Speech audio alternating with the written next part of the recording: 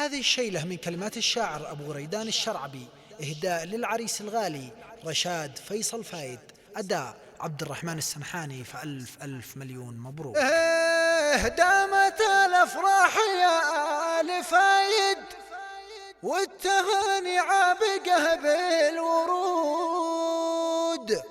فرحكم أفرحني والله شاهد، فرحتي في القلب ما لا حدود.